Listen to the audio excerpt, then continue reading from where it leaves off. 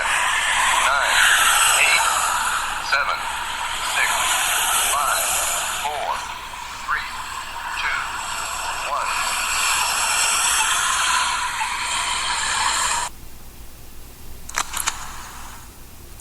Saturday. Nope, it's Sunday. Ha ha ha. Hey, here I am back again on the Michael D. Tobin Show. You know, when the inspiration gets turned on, I just cannot stop it, and you know, for a good amount of time and a good amount of months, I've been going through some transition, and for the past 8 years, I've been doing blogs, I've been doing YouTubes, and I've been doing Spreaker broadcasts. And all this while I've been working full-time. And I've got many broadcasts and blogs and YouTubes of teachings and just things that the Lord has been showing me. And I finally, after losing my job in November of before the beginning of this year, I lost my job, and my desire for many years has been to be full-time ministry and broadcasting and disaster response, as you know from listening to previous broadcasts. That's where my heart is at, and I would really like for this to become my occupation instead of something full-time, as I've described, as much that I have done, as well as I could possibly have do for the past 7 and even more than 10 years, and even after writing and publishing my first book, available this January of this year on Kindle on Amazon. If I had been able to do all this full-time, it would have been so much better quality, but I'd put all my effort into my book called Making America Righteous Again, From Bitterness to a Delight. And that's on Amazon.com. Just search my name. It's Kindle edition. Search my name on Amazon, Michael D. Tobin, and the book will come up. But at times I get discouraged, sometimes even resentful, sometimes hurt, almost like a lonely feeling. And were it not for my few friends that have helped me on my last pursuit, which was in June up until middle of last month of July, my son Michael and I were able to go to Virginia to a Bible school. I'd spent 5 years doing AM Christian radio broadcasting and missionary trips and all that. We went there for part of the summer camp, and we really got blessed. But the resentfulness and the hurt of just feeling like I'm all alone, and a lot of people write some encouraging things like, even if you feel alone, keep doing what you believe in, things like that. So, but the resentfulness part, it just inside me, I say, I'm just going to shut up. I am done with sharing my ideas. I am done with sharing what the Lord has put on my heart, because I don't see any fruitfulness coming out of it, say. And like right now, I just got through spending an hour and a half on a 15-minute broadcast, and my neck and my upper back is just killing me. And this is a Sunday. This is a Saturday, actually. So I was right with that one thing I had. Little sound effect. It's Saturday, and it's supposed to be my day off. And tomorrow is supposed to be my day off, but I have to go make, $50 or whatever to install a fan. But I've already, the last 3 days of this week, I was off of work, and it's very hard for me to pay my bills. So I'm thinking about and worrying about how God's going to provide, and I know better not to worry, because God always provides, but I am just not at the point to where I can do what I want to do on a full-time basis, and I really, really desire to be able to do this. But the title of this broadcast is "Woe is me, fire shut up in my bones." I want to share with you some scriptures. This one is from the JPS Tanakh 1917 version of the Bible. "For Zion's sake I will not hold my peace, and for Jerusalem's sake I will not rest, until her triumph go forth as brightness, and her salvation as a torch that burneth." And in 1 Corinthians, the last one was Isaiah chapter 62:1.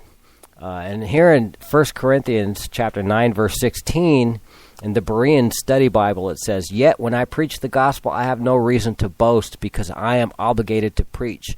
Woe to me if I do not preach the gospel." And finally, in Jeremiah chapter 20, verse 9, in the King James Bible, it says, Jeremiah is saying, "Then I said, I will not make mention of him, nor speak any more in his name.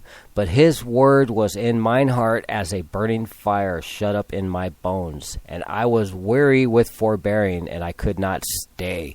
And this is the ultimate example and situation that fits me perfect. Other than Jonah, the prophet, he was finally forced to do what God had told him to do, and ultimately he sat underneath a gourd and he died because he just could not live any longer. He spoke to the most disgusting people in his world that he knew of, and he did not want to preach, or he did not want God to save those disgusting people.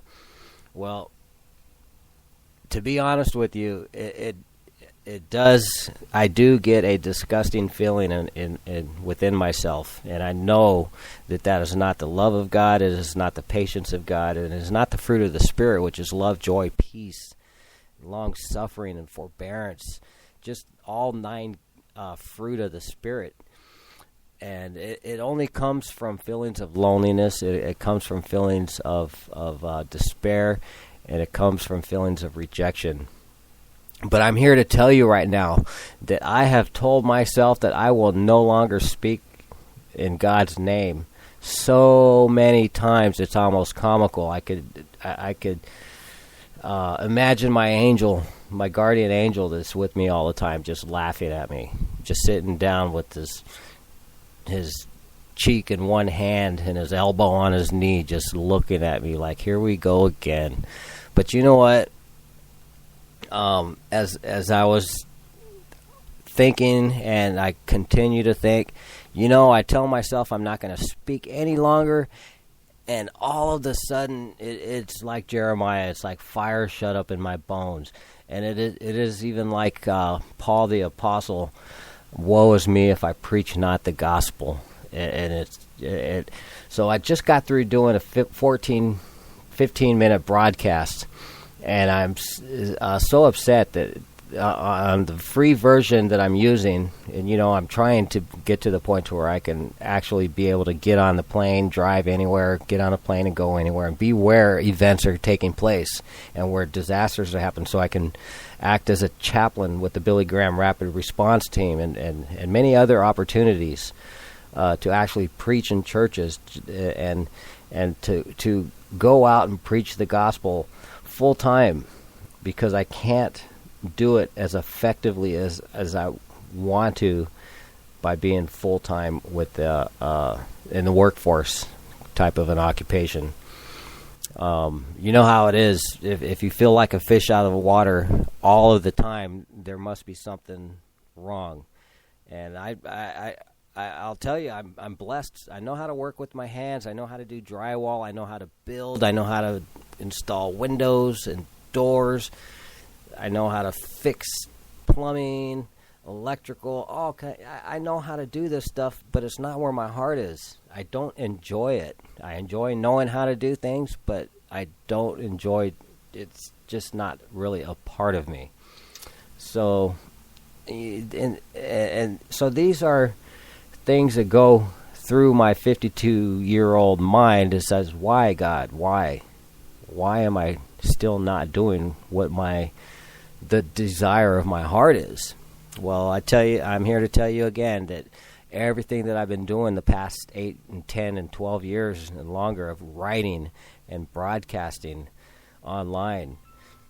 It's a miracle that I'm actually able to do these things. So I really am doing a lot.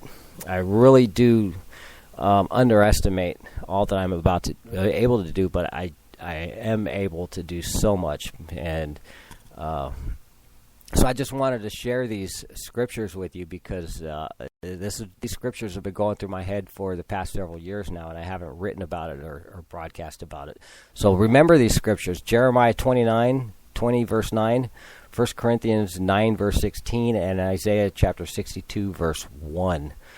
And that's it. This is a short broadcast going on 11 and a half minutes. For the record, God bless you and have a wonderful day.